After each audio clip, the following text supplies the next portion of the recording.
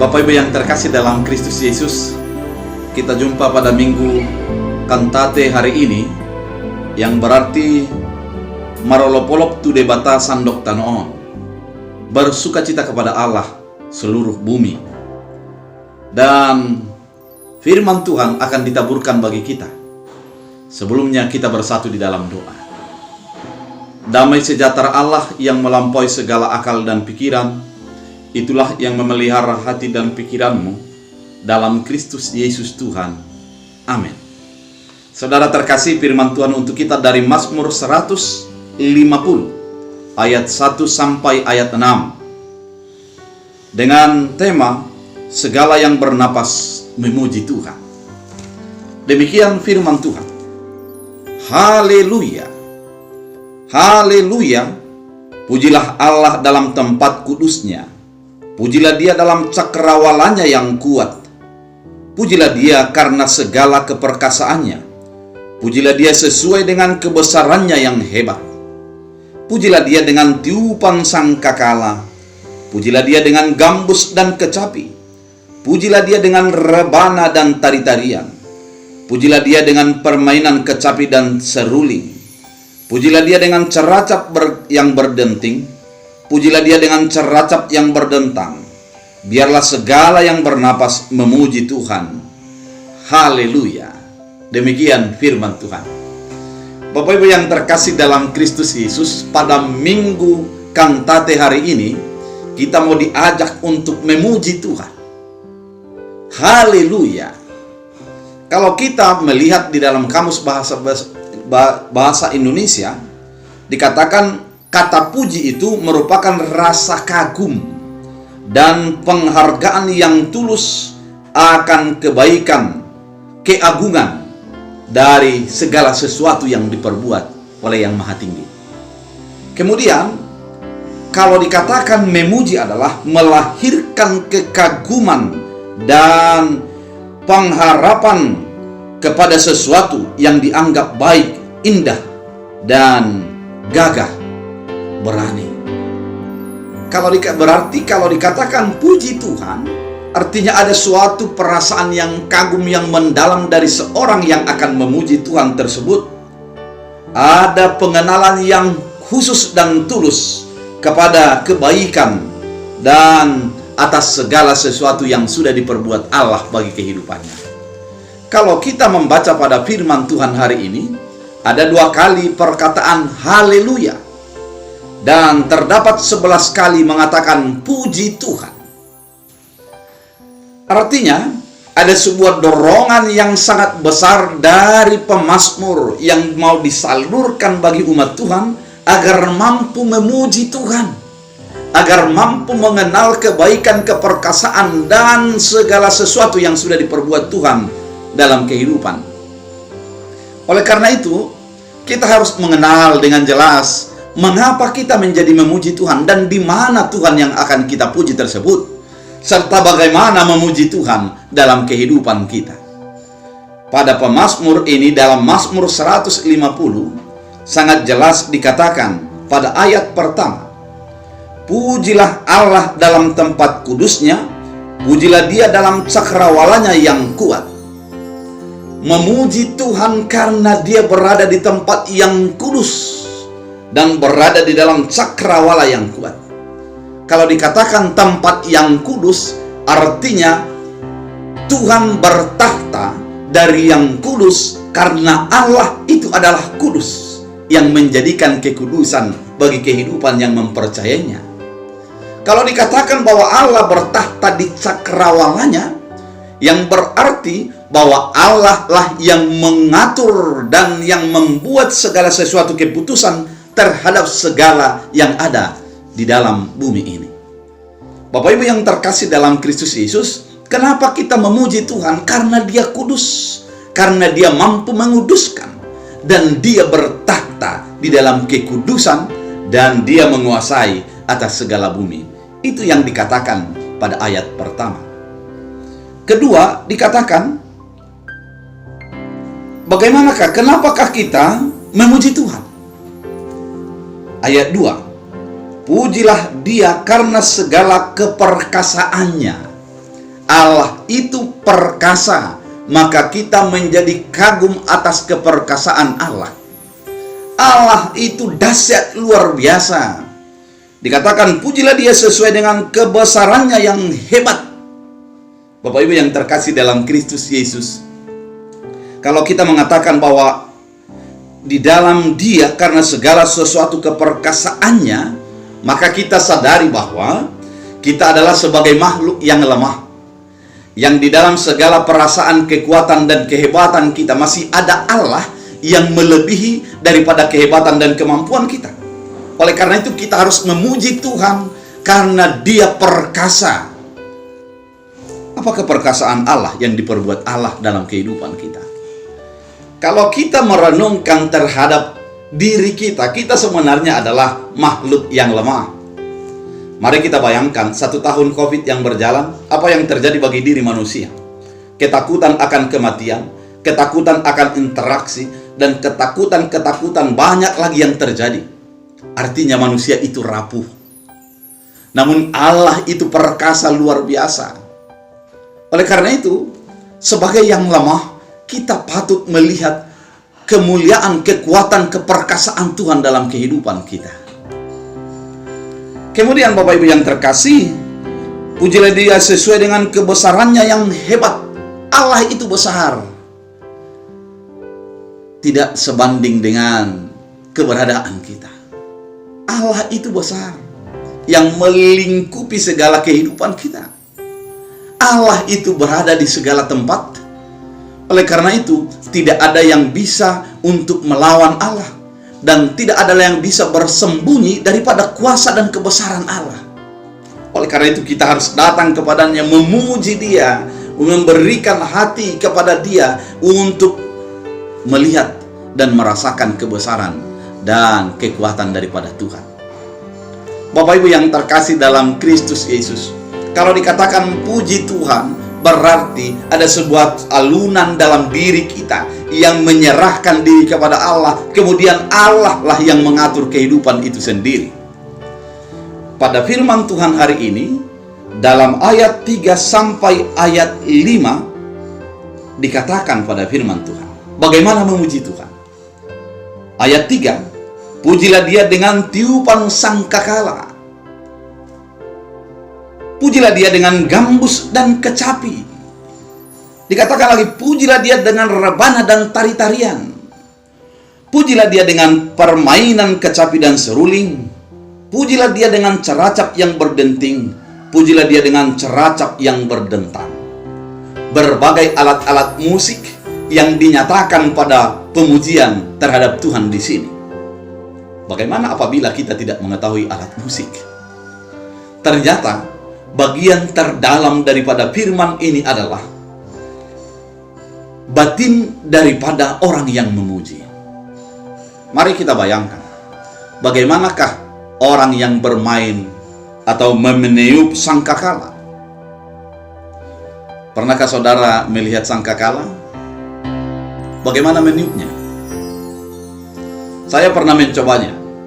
Setelah saya tiup dengan biasa-biasa saja, suaranya tidak akan keluar dengan bagus. Namun ketika kita akan membuat setenaga kita dan menghayati tiupan itu, maka suaranya akan menggelegar. Atau pernahkah saudara memain gambus?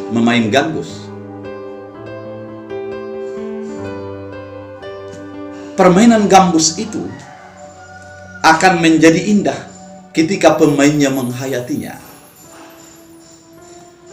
Maka delunan gambus tersebut akan membuat orang lain juga terhipnotis untuk ikut menjadi menari sesuai dengan alunan gambus.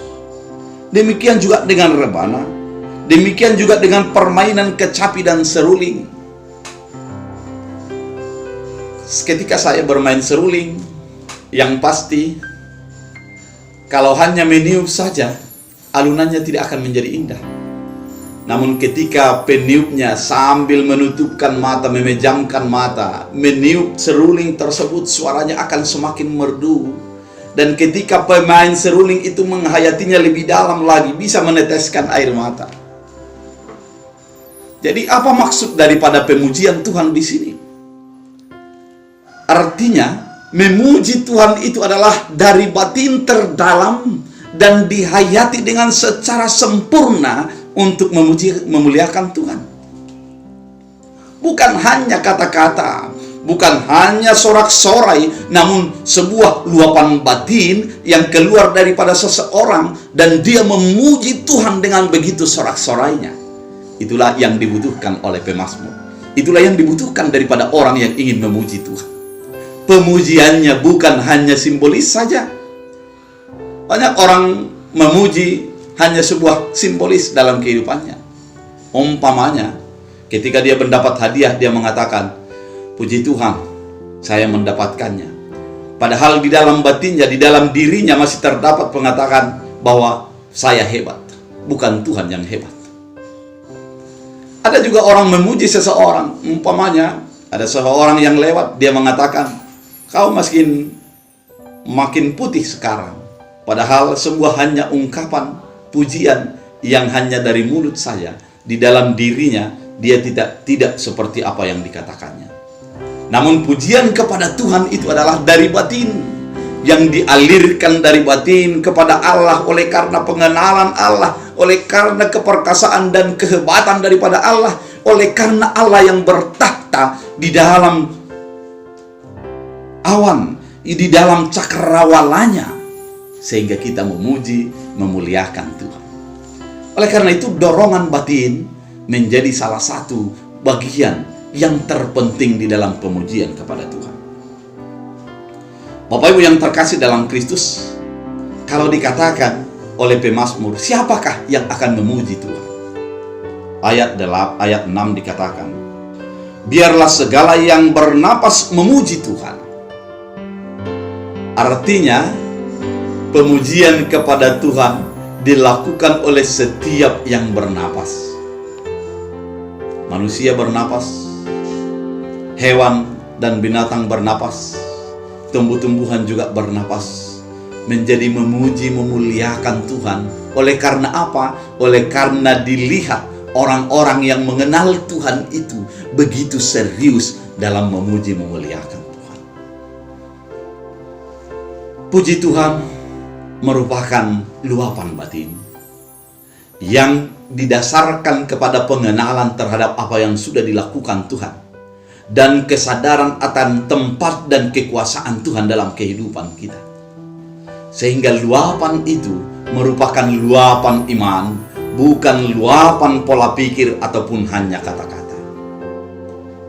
Bapak Ibu yang terkasih dalam Kristus Yesus, mampukah memuji Tuhan di dalam segala hal? Itu yang menjadi dipertanyakan bagi kehidupan kita. Namun firman ini mau menuntun kita untuk memuji Tuhan. Saya akan membuat sebuah ilustrasi tentang firman ini.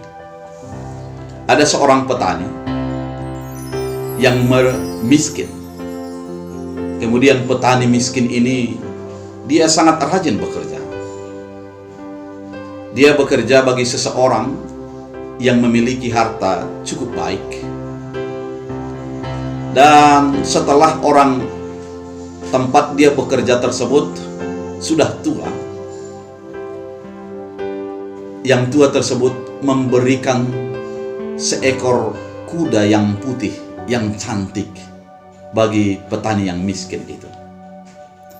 Setelah diberikan, dia membawa ke kampungnya, dan semua orang mengatakan, "Puji Tuhan, engkau beruntung oleh karena kau dapat kuda dari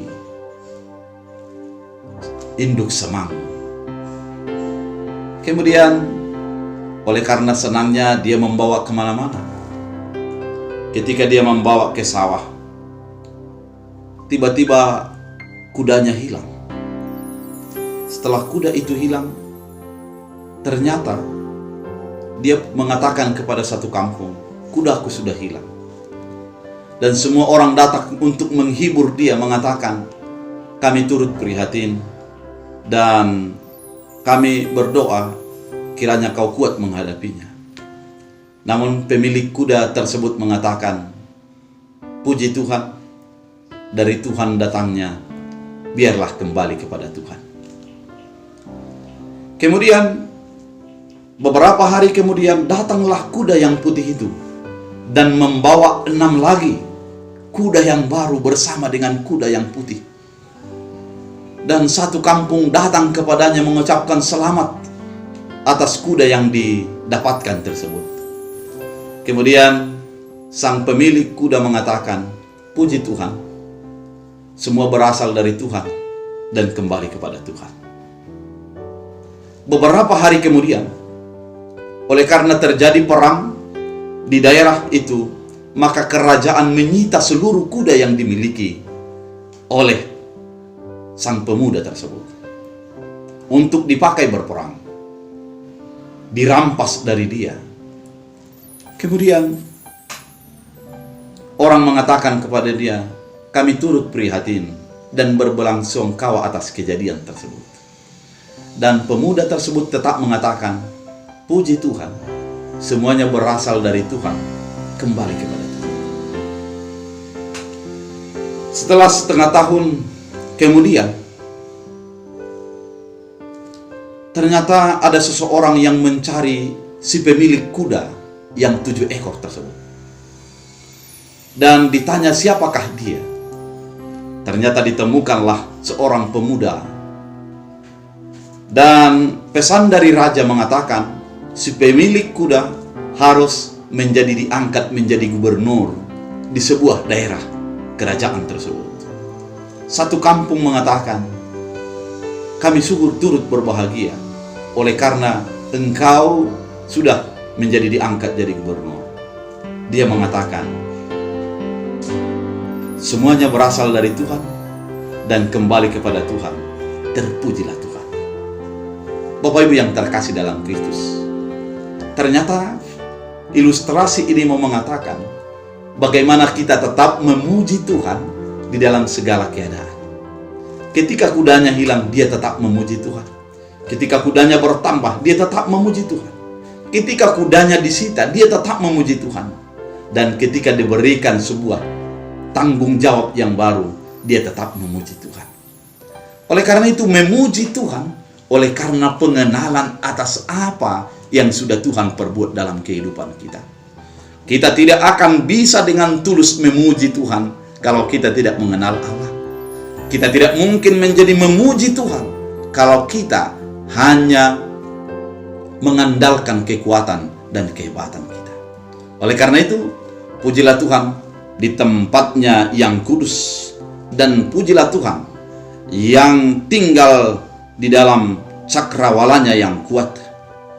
Pujilah Dia dengan segala batin, hati, dan jiwamu, sehingga pemujianmu menjadi kemuliaan dan menjadi kesaksian bagi orang lain.